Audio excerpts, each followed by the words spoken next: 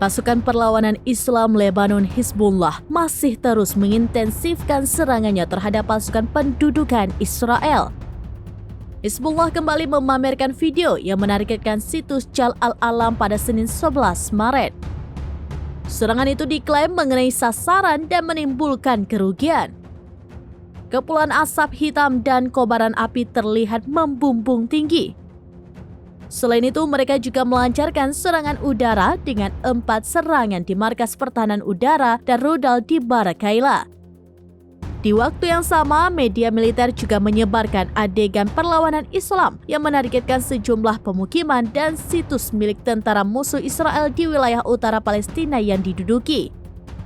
Secara bersamaan, mujahidin perlawanan menargetkan posisi artileri musuh di Kirbet Ma'ar dan penempatan tentara musuh Israel di sekitarnya dengan senjata rudal dan menimbulkan serangan langsung pada keduanya.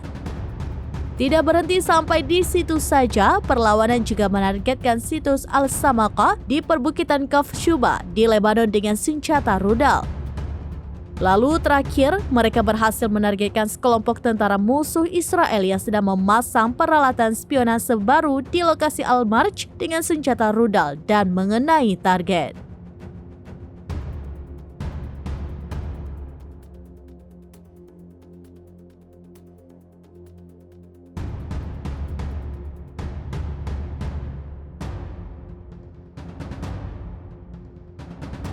Download Tribun X sekarang, menghadirkan lokal menjadi Indonesia.